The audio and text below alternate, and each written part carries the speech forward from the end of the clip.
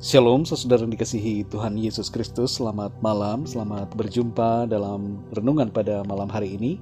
Doa dan harapan saya, saudara semua ada dalam keadaan yang baik, sehat, penuh sukacita, dan berkat-berkat Tuhan. Sebelum kita mendengarkan renungan firman Tuhan, mari sama-sama kita berdoa.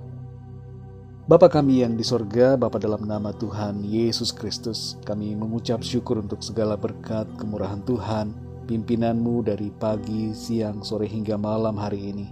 Terima kasih untuk segala anugerah yang Tuhan limpahkan. Pada saat ini kami mau mendengarkan sabda kebenaran firman-Mu. Urapi setiap kami ya Tuhan, dan berikan kami hikmat, pengertian untuk dapat memahami akan firman-Mu. Dalam nama Tuhan Yesus kami berdoa. Haleluya, amin. Saudara yang dikasihi Tuhan, ayat renungan kita pada saat ini terdapat dalam Yesaya pasal 9 ayat yang ke-5. Tertulis demikian, sebab seorang anak telah lahir untuk kita, seorang putra telah diberikan untuk kita, lambang pemerintahan ada di atas bahunya, dan namanya disebutkan orang, penasihat ajaib, Allah yang perkasa, Bapa yang kekal, Raja damai. Saudara yang dikasihi Tuhan, istilah Christmas mempunyai makna Mass of Christ, atau dalam bahasa Indonesia berarti Misa Kristus. Kata Christmas sendiri seringkali kita artikan dengan Natal, yang berarti kelahiran. Kelahiran siapa yang dihubungkan dengan Natal? Tidak lain adalah Kristus. Baik Christmas maupun Natal berhubungan dengan Kristus. Dan Kristus siapa yang dimaksudkan? Hanya ada satu, yaitu Tuhan Yesus Kristus. Mengerti tentang hakikat Natal atau Christmas merupakan hal yang sangat penting bagi kita semua. Sebab ada banyak orang yang tidak memahaminya hari-hari ini. Mengapa, saudara?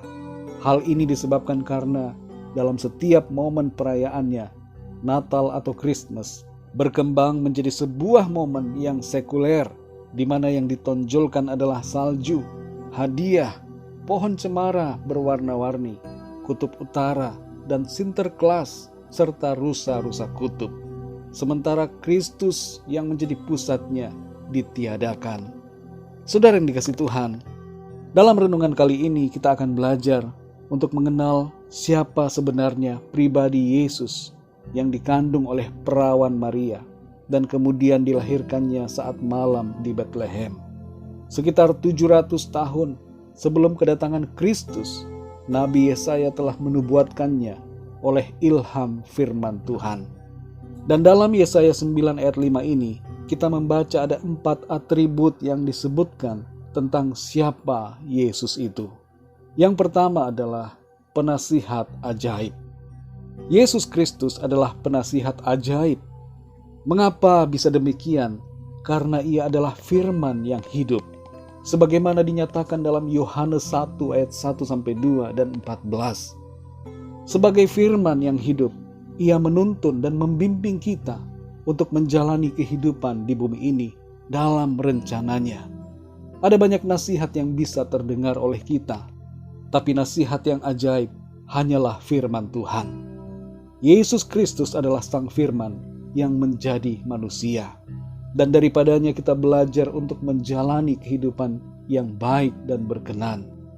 Dalam Mazmur 119 ayat 105 tertulis, firman-Mu itu pelita bagi kakiku dan terang bagi jalanku.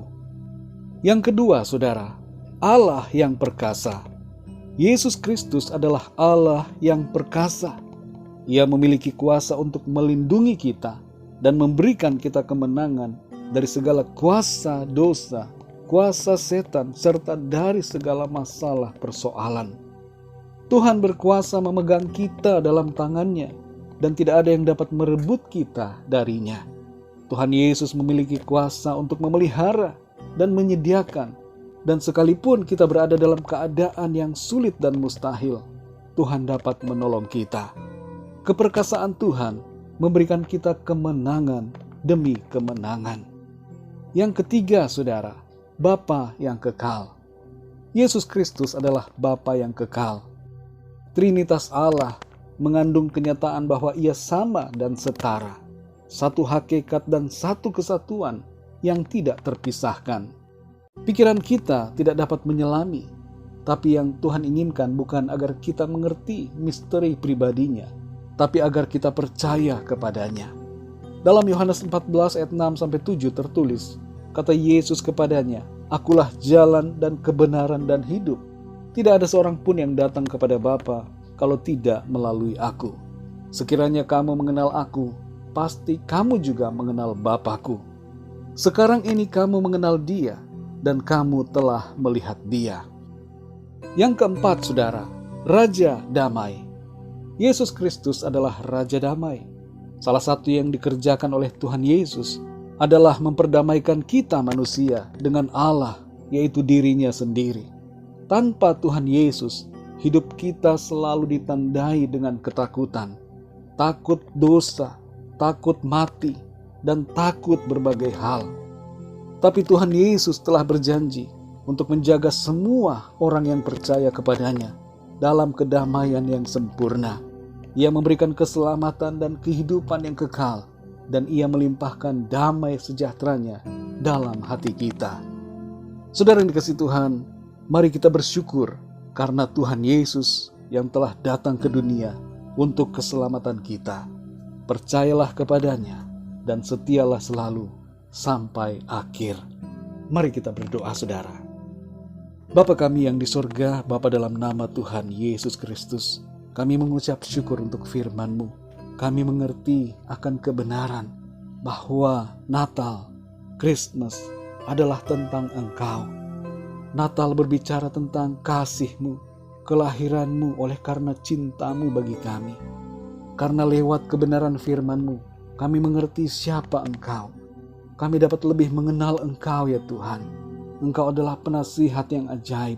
Engkau adalah Allah yang perkasa, Bapa yang kekal, Raja damai. Dan kami percaya kepadamu, Tuhan. Engkaulah Allah kami. Engkaulah Tuhan. Engkaulah Juru Selamat.